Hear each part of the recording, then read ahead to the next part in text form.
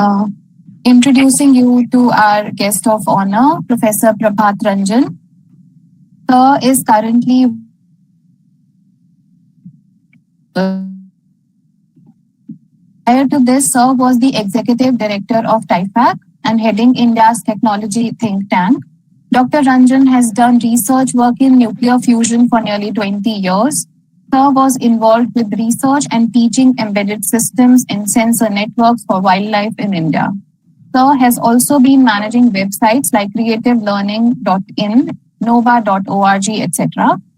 An alumnus of the very prestigious institutions like University of California, Berkeley, University of Delhi, and IIT Kharagpur. His interest areas include embedded systems and sensor networks, Linux, nuclear fusion, and assistive technology. It is a privilege to have you with us today, sir. May I request you to share your valuable thoughts with us? Thank you. Can you hear me? Yes, sir. I'd just like to add one more thing that we are working on, that is brain-computer interface for the last 11 years to help people with disability. But also recently, Bureau of Indian Standards has made a national panel for support of a standardization process of BCI, which is going on at the International Standards Organization. So I'm convener of that. If anybody is working in that area, you can let me know. So thanks for inviting me to this event. And Dr. Aparna is an alumni of TIFAC program. I'm not a management expert. I talked to her that why she's inviting me. So she said that I could share some of the experiences that I've had. So I would start by sharing a few experiences as I'm not a management expert. So I do things differently. I don't go by textbooks. So one of them I'm going to share, in fact, two case studies from TIFAC itself. One which Dr. Aparna was part of. I've written these blogs. Maybe I will just share the blog. I have the permission to do that.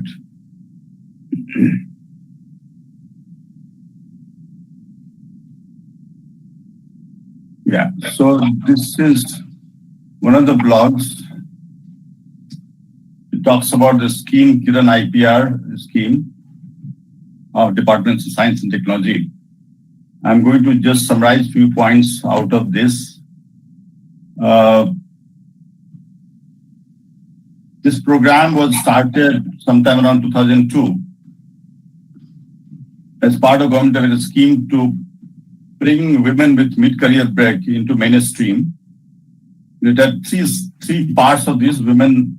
It's called Women Scientist Scheme, also Women Scientist Scheme. A part, B part, and C part. The C part was being handled by TIFAC. It is also called Kiran IPR at a later stage. TIFAC used to handle this particular program, and Dr. Aparna was part of beneficiary of this scheme. When I joined TIFAC in 2013, and I visited Pune, we had 4 centers for training. One was, of course, Delhi, Chennai, Kharagpur, and Pune. So after joining for certain official reason, I visited Pune, and that time the training was going on of 7th batch of women. And I met them. There were maybe 11, 12 of them. I just asked them casually about who they were and what they were doing and so on. And I found that most of them were young women of 21, 22 years age. So I was curious to find out the government scheme is for bringing women with mid-career break. How does this work out where you are 21, 22 years just fresh out of the college and you are part of the scheme? So I was a little perplexed that government is spending money and it's not benefiting the real needy.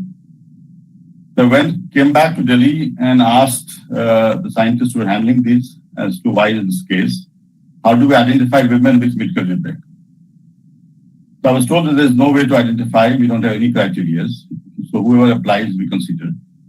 So I said that then what's the purpose of the government spending money for a specific group of women? And the purpose is not served. So we had a lot of discussion on this and how to identify. And finally, we decided to put a minimum age limit of 27 years and a maximum up to 45 years, where women could apply under this scheme. when the question came up, I was told that it will be very less number of people who would be applying to the scheme if we put such criteria. So I asked that, how do you actually announce this to let people know? So I was told that as per government norms, we have to put in a newspaper ad. I said that by this time, most of people do not look at newspaper ads, and so it kind of passes by. So let's also use other means of communication, which are like social media and so on. So we started using that. The second thing that was there, I asked that where does the exam interest test take place? I was told this is 4 places: Delhi, Pune, Chennai, and Kharagpur, the 4 training centers.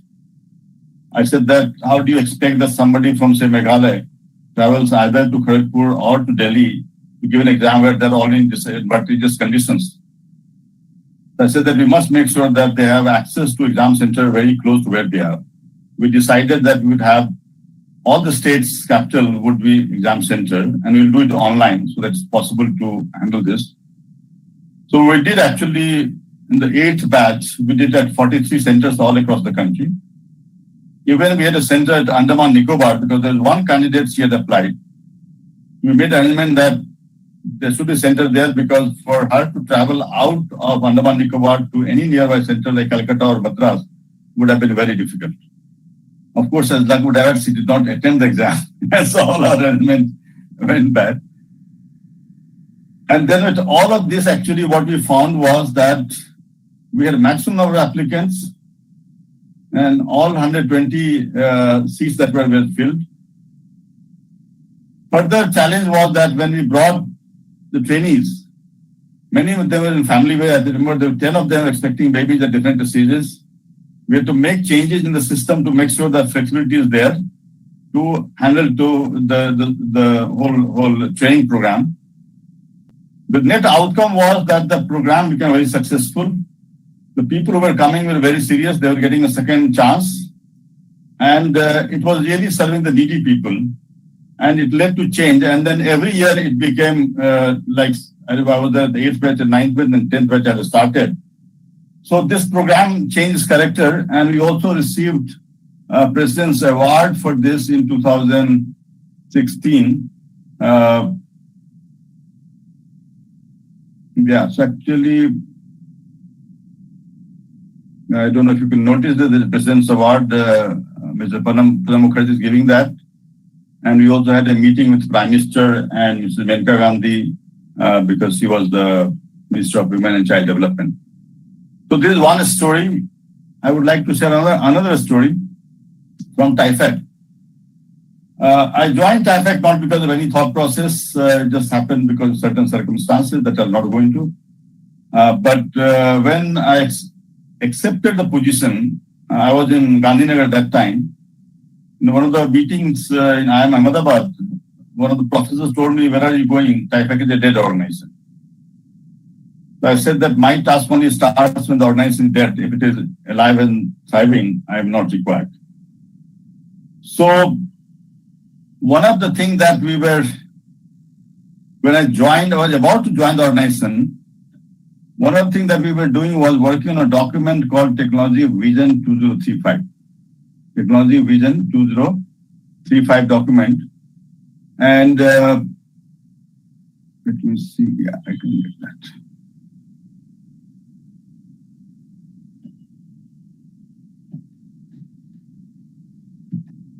So the same organization, the organization was set up as a technology think tank for the country. We had prepared Technology Vision 2020 for the country. And when we launched that document in 1996, at that time, Dr. Kalam used to be our chairman and Dr. Y.S. Rajan was my predecessor at that time. The first question that I asked my scientists is that even if I joined that, what happens to these documents once you prepare them? Do you follow up about the progress of India? I was told that no, we don't follow up. Then I said, what's the point of preparing such document when we don't keep track of what's happening because of the launch of these documents? It is like you prepare a document and launch it, clap and events, and then it's gone into itself. We must make sure that when we prepare documents, its impact is also seen.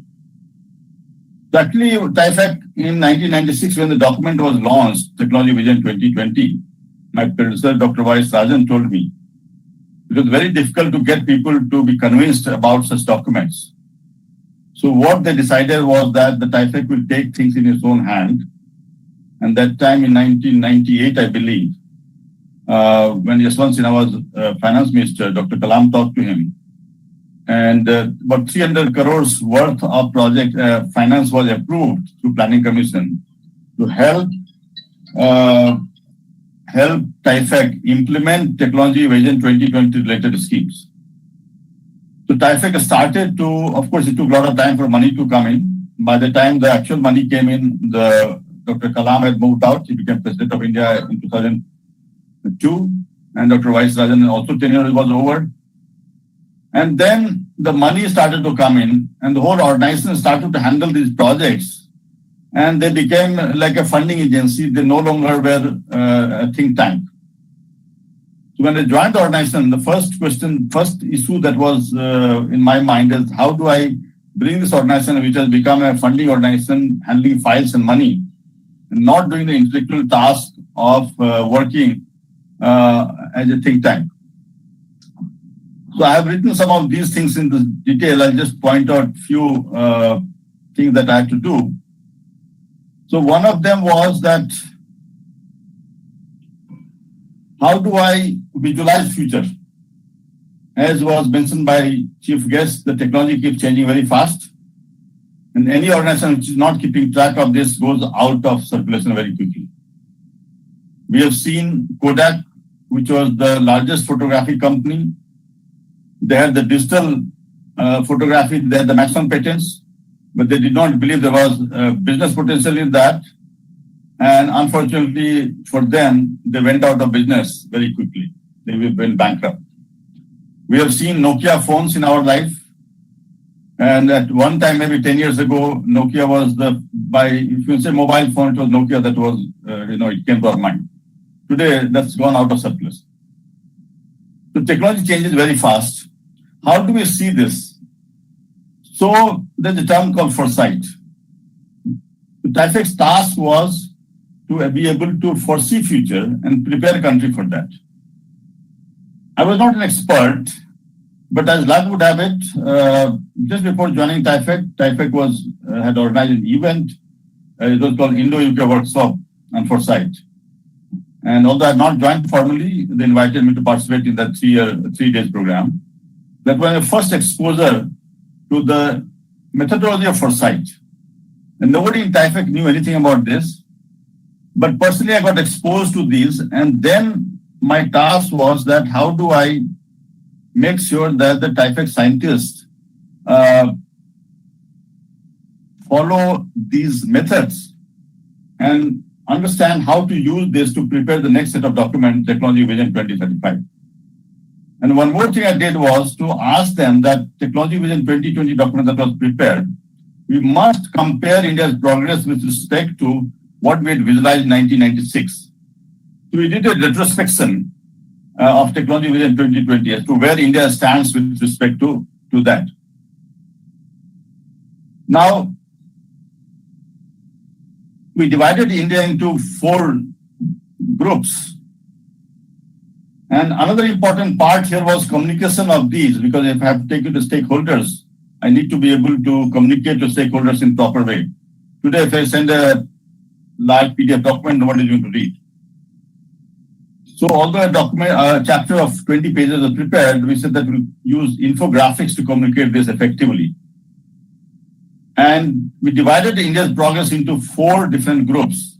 Starting from the left, it is Galloping India, Cantering India, Trotting India, and Walking India. Galloping India means whatever we had visualized, India has jumped ahead of what we had visualized. Cantering India means we have done along the line of expectation. Trotting India means something we have done slightly worse. And Walking India, where we have done very poorly. I'll not go into more details because it's not the topic of discussion, but I'll just tell you that, for example, Walking India is probably not visible clearly, but at the bottom of that is waterways. When we handed over this document to Prime Minister's office in September 2014, it also was circulated to other ministries. And waterways, we visualized in 1996 that we should have 8 to 9% of passenger and goods traffic through waterways. In 18 years, not much was done. But after being pointed out, immediately there were 111 waterways were accelerated, and out of that, 11 are operational by 2018. I'm not aware of any more have been added more recently, last 4 years. So immediately impact started happening just by preparing these infographics and communicating effectively. The other thing that we did was to actually do capacity building of TIFAC scientists. So as I mentioned that TIFAC had become like a funding organization, most of people started knowing TIFAC as a funding organization. And that time it would do funding at a much higher level than even Department of Science and Technology.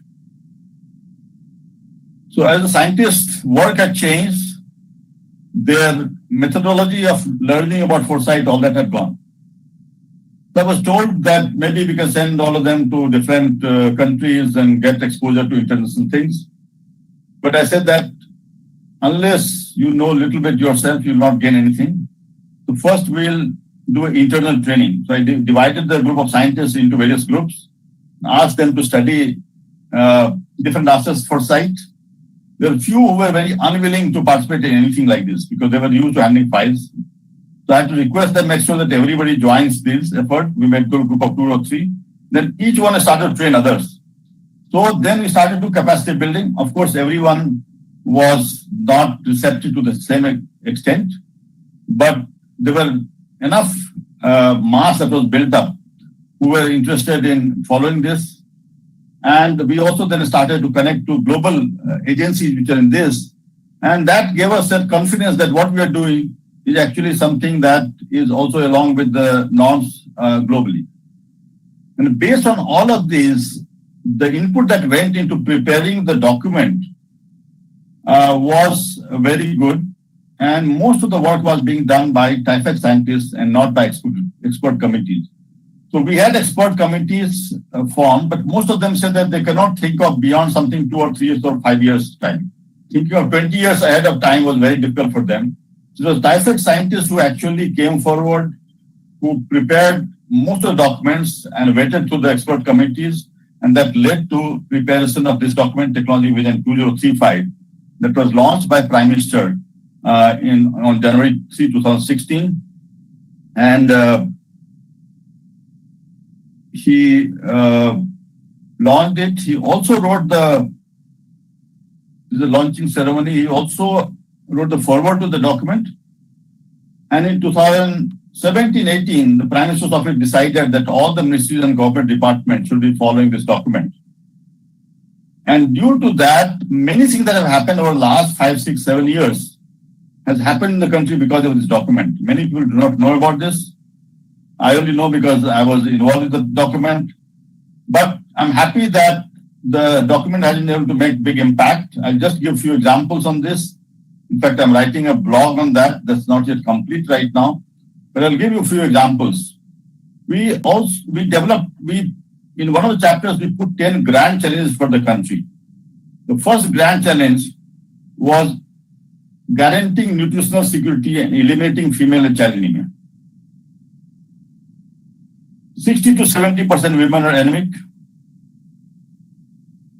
1/3 to 1/4 children are anemic. It's a problem that we have known for the last 40 years, but we have not been able to solve. Out of this particular grand challenge, we actually got 2 major missions of Government of India.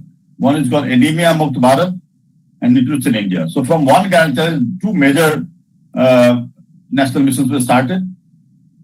And actually, those of you who are interested, there's the apps available, you can download them and actually track the progress of the country with respect to this. Similarly, the grand challenge number 7 was taking the railway to Leh and Tawang. I'm happy to tell the government started those also. And they added 2 more in Meghalaya. So 4 railway tracks were started because of this. And the one that is going to Leh, actually, it will be having the highest rail bridge in the world. And the progress is going on. Similarly, we talked about waterways, I already talked about. We also talked about Hyperloop technology. So because this document, Mr. Nitin Gadkari took a lot of interest in the document, actually invited us to discuss. He met Elon Musk and invited him to set up test facilities between Navi Mumbai to Pune to start Hyperloop technology, which was not, it was being discussed, but nobody in the world was doing it. So India also started to join that race. So it was the first time that actually India was participating along with other global leaders in latest technological changes that were happening. So these 2-3 examples I've given. I'm not sure how much time I have remaining. Do I have a couple of more minutes or is it over? Yes, sir. Okay, so I will share the last example that is of my current organization. Let me see if I have a blog. Okay, yeah.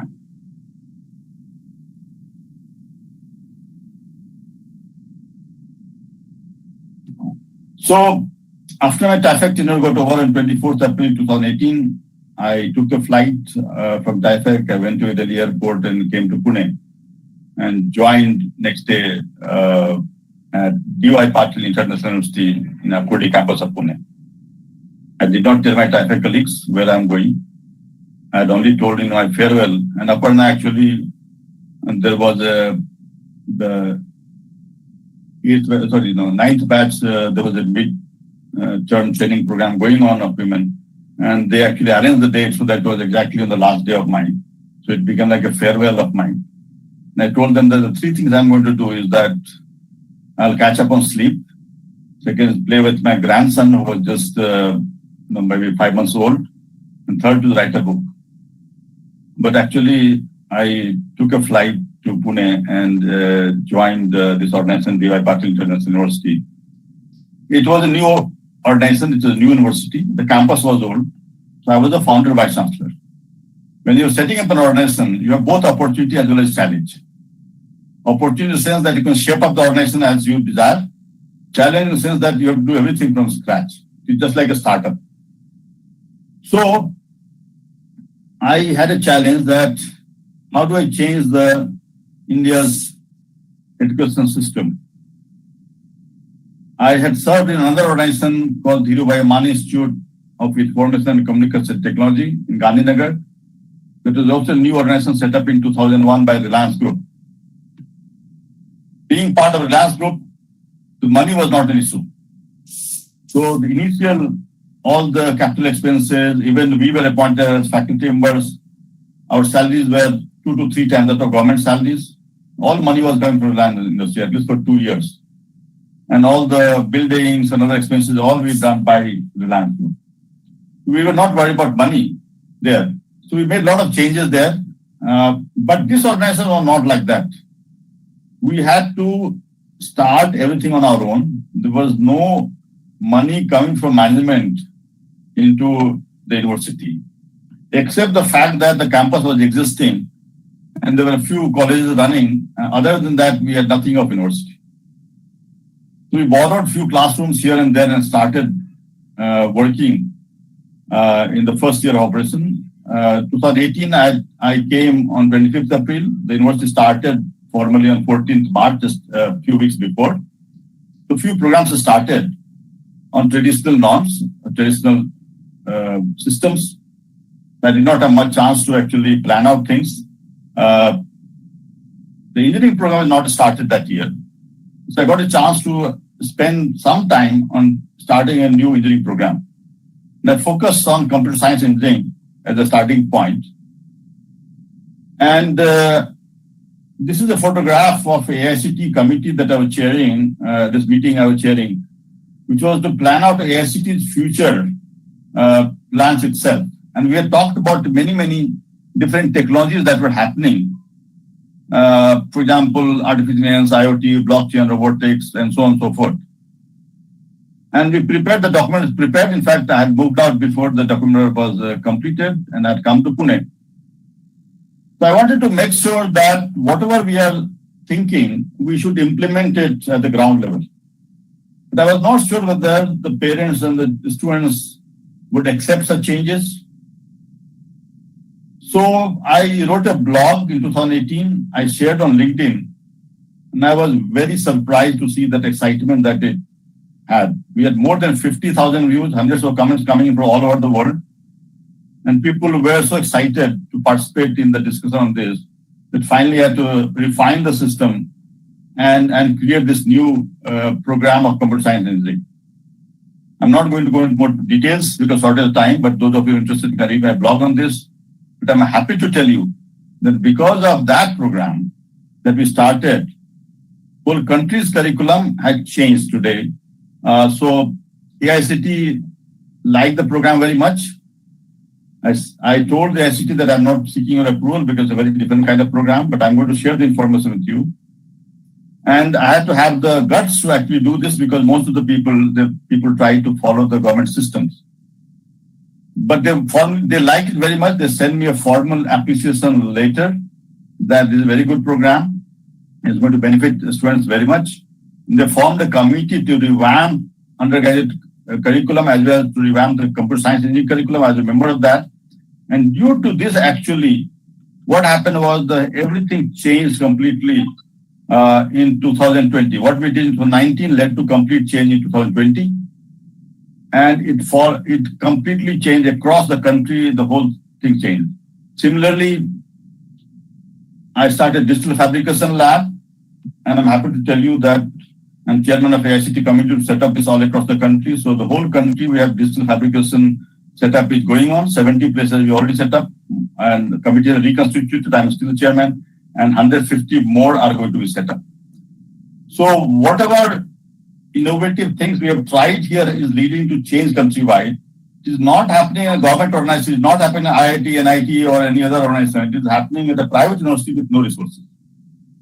The point is that if the idea of the time has come for a certain idea, people will pick it up. Somebody is going to initiate this. So I'll stop at this point. Thank you so much. Thank you, sir. Thank you very much for sharing your experiences with us. And I'm sure our participants will be benefited by all these stimulating initiatives that you shared with us. Now, I